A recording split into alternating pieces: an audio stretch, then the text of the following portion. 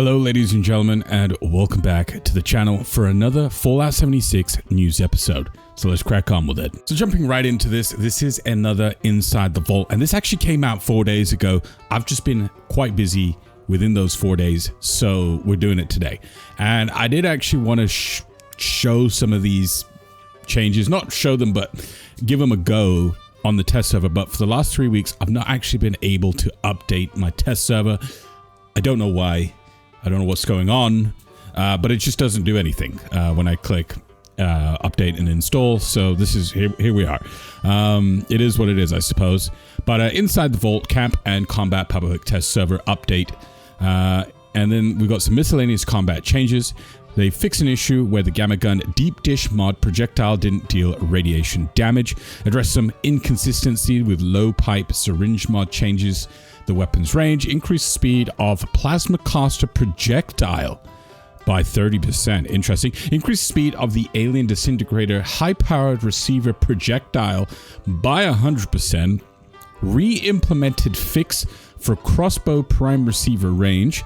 Fix a missing damage increase for the flamer from 32 to 42. And they also fix an issue with laser splitter mods where they increase damage more than intended. The Hailstorm missile launcher damage increased. The standard payload going from 206 impact 206 explosive to 379 impact 379 explosion. That's pretty big actually. The cryo payload going from 206 impact 107 cryo explosion to 379 impact 194 cryo explosion.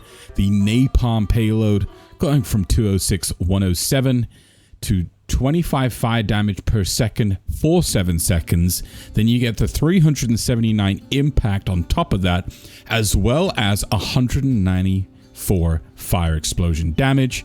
And then for some reason it says 25 fire damage per second for 7 seconds. Again, I think that's a typo.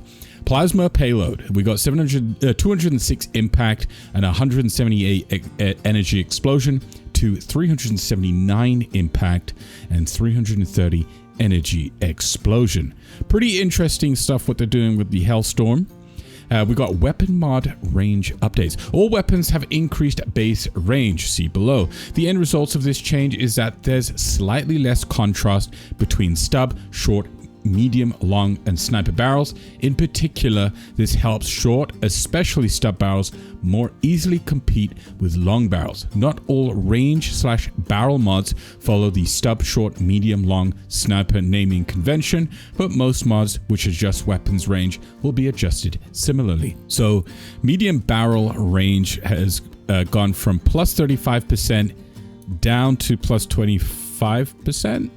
Long barrel has gone from plus 75% to plus 50%, and then the sniper barrel going down from 110 to 75. So nerfs to all other barrels except for the snub and short, I suppose. They've increased the base range of the following weapons: the 44 revolver, the 50 cal machine gun, 10mm submachine gun is now actually getting a buff. I'm pretty sure that one was getting nerfed for whatever reason. Before 10 mil, we got the alien blaster on there, the alien disintegrator on the 214 on the alien disintegrator.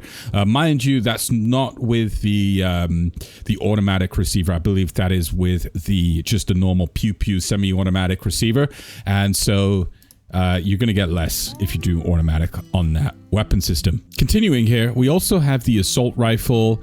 The auto grenade launcher. Wow, you can fire that so far away. We got the black powder blunderbuss, the black powder pistol. The black powder rifle is going to be hitting stuff miles away. The bow going from 154 to 259. That's crazy. That's crazy. The broadsider going up there as well. Circuit breaker, cold shoulder, combat rifle across the board. I'm not going to read all these names. It's pretty much everything is getting buffed across the board on ranges, which is good to see. The Tesla cannon is an absolute sniping unit. It looks like 252 range on that one. Item locking. 2 new toggles have been added to the item locking feature. Players can now choose if consumables, food, aid plans can be used when locked, and players can now choose whether locked items can be moved between their stash and inventory, which is pretty nice to see. There are some known issues. Players may run into issues with the toggle that allows consumables to not be used when locked. Next week's PTS update will address those issues. So they already know about it. They're working it out. Mischief Night. Mischief Night is back and will be running at the top hour during the PTS, located at Rapidan Camp. We hope you enjoy this refresh take on the fun and chaotic event. No issue. Melee enemies around Appalachia may appear a little lost when attempting to path towards players. During Mischief Night, this will be more apparent, as the lost will now look lost when trying to hit you. Good to know. Ping and you know what's funny is they didn't actually say they're going to address this. They're just letting you know that they're zombies. Ping and emote mapping swap stuff there. We've got perk changes. Kneecapper. Remove blunt requirement. Reduce bonus damage from 100% to 50%. Heavy hitter. Remove blunt requirement. Reduce bonus damage from 50% to 25%. Reduce cost to 2 perk points. Meat mincer. Change the effect to reduce incoming stagger by 25%. Bullet Storm, fixed ranks 2 and 3, not providing a bonus, updated description, and added a help menu entry. Fix the ammo counter, not increasing for weapons such as the Cremator. Now increments the ammo counter for additional projectiles fired. Now increments the ammo counter for additional projectiles. So wait, hold on. Does that mean? So that means if you have 2 shot, you can get double. Maybe? Got to test that out. Increase the amount needed per stack from 25 to 30 bullets. Interesting. Tightly wound. Removed placeholder text and added the spin up faster effect tank killer. Reduced 2 ranks. Removed the stagger effect and now works with all ranged weapons. Interesting. Stabilized. Changed effect to big guns gain 30% accuracy, double in power armor. Home body added the HP and limb regen while in camps back. The psychopath reduced to a 2-point single rank card. Bloody mess removed ranks 2 and 3. Interesting. Grim Reaper's sprint, now a single rank that scales with luck. The effect now also always restores AP on kill in VATS. The amount restored is based on your luck and max AP. Lockpick and hacking perks have had the expert and master prefix moved to be a suffix so that they sort next to each other alphabetically. That's nice. Weapons. Fixed display issue for explosive weapons that shot multiple projectiles. Actually, this is actually a really nice one. Workbench ammo crafting categories are now sorted together.